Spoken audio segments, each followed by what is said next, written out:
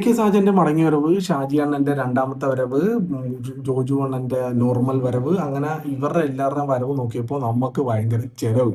ഷാജി കൈലാസിന്റെ typical making അറിയാലോ, fast cuts, close up shots, action സമയത്ത് ഉണ്ടാകുന്ന കുറച്ച് പുള്ളിയുടെ ഗിമിക്ക് പരിപാടികളൊക്കെ ഉണ്ടല്ലോ, ആ സെയിം സാധനമാണ് സിനിമയിൽ പിടിച്ചിരിക്കുന്നത്. പുള്ളി അത് ഇന്റൻഷനലി അങ്ങനെയാണ് ചെയ്തിരിക്കുന്നത്. കാര്യം ഞാൻ ഇങ്ങനെയാണ് സിനിമ ഉണ്ടാക്കുന്നത്, ഞാൻ ഇങ്ങനെ തന്നെ ചെയ്യാൻ ഉദ്ദേശിക്കുന്നുള്ളൂ, കാലാനുസൃതമായി വന്നിരിക്കുന്ന മാറ്റങ്ങളൊന്നും എന്നെ ബാധിക്കുന്നില്ല, അല്ലെങ്കിൽ എൻ്റെ ഇങ്ങനത്തെ സിനിമ കാണാൻ ഇഷ്ടമുള്ളവർ എൻ്റെ മൂവിക്ക് ടിക്കറ്റ് എടുത്താൽ മതി എന്ന രീതിയിൽ മേക്ക് ചെയ്തിട്ടാണ് എനിക്ക് തോന്നുന്നത്. ഒരു വീക്ക് സ്ക്രിപ്റ്റ് ആയിട്ടാണ് എനിക്ക് തോന്നുന്നത്. വീക്ക് സ്ക്രിപ്റ്റ് എന്ന് പറഞ്ഞാൽ ഇതിനു മുമ്പ് പലതവണ ഷാജി കൈലാസ് ഉൾപ്പെടെയുള്ള സംവിധായകന്മാർ സംസാരിച്ച് പോയിട്ടുള്ള ഒരു ടിപ്പിക്കൽ റിവെഞ്ച് സ്റ്റോറി. സംഘടിക്കുന്ന കൂട്ടുകാർ, അവരുടെ ഫാമിലിയിലുള്ള കുട്ടിയുടെ അസുഖം, ചേച്ചിയുടെ പ്രശ്നം, അനിയൻ്റെ പ്രശ്നം, പുള്ളിയുടെ പേഴ്സണൽ പ്രശ്നം, നാട്ടുകാരുടെ പ്രശ്നം, ഇങ്ങനെയൊക്കെ കാണിച്ച് അവരുടെ കുറേ സംഭവങ്ങളൊക്കെ കാണിച്ച് ഇമോഷണലി കണക്ട് ആക്കാൻ വേണ്ടിയിട്ടുള്ള ഒരു ശ്രമം സിനിമയിൽ ഉണ്ടായിട്ടുണ്ടെന്നല്ലാതെ അന്ന് ഇമോഷണലി പേഴ്സണലി എനിക്ക് കണക്ട് ആയില്ല. സ്ക്രീനിൽ വന്നപ്പോൾ ഒരു ലുക്ക് കിട്ടിയത് മുരളി ഗോപിക്കാണ്. നല്ല കോസ്റ്റ്യൂം, നല്ല മേക്കപ്പ്, നല്ല ഒരു സ്ക്രീൻ പ്രസൻസ് ഒക്കെ ആയിട്ട് പുള്ളി ആ റോള്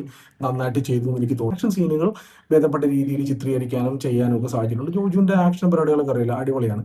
പക്ഷെ ഉണ്ടല്ലോ, ജോജു ഒരു ടൈപ്പ് കാസ്റ്റ് ആയിപ്പോയി. കാര്യം പുള്ളിയുടെ പല സിനിമയിലും പല കഥാപാത്രങ്ങളിൽ നമുക്ക് ഓർമ്മപ്പെടുത്തുന്ന രീതിയിൽ തന്നെയുള്ള ഒരു കഥാപാത്രമായി മാറിപ്പോയി പോളച്ചൻ എന്ന് പറഞ്ഞൊരു കഥാപാത്രം. പിന്നെ ഇതൊക്കെ എവിടെ നടക്കുന്നു, ഏത് സ്ഥലത്ത് നടക്കുന്നു, ഇങ്ങനെയൊക്കെ നടക്കുമോ, ഇന്നത്തെ കാലത്ത് ഇങ്ങനെയൊക്കെ സംഭവിക്കുമോ എന്നുള്ള ചോദ്യങ്ങൾക്കൊന്നും ഇതിൽ പ്രസക്തി ഇല്ല.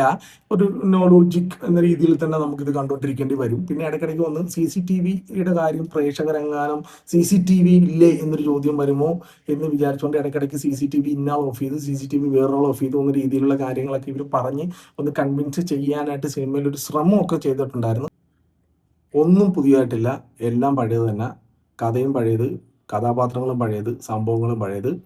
നേരത്തെ പറഞ്ഞ പോലെ വരവും ചിലവും ഓക്കെ ആണെന്നുണ്ടെങ്കിൽ വരവും ടിക്കറ്റ് എടുക്കാം. കണ്ടിട്ട് നിങ്ങളുടെ അഭിപ്രായങ്ങൾ പറ. അപ്പോൾ ഓക്കെ.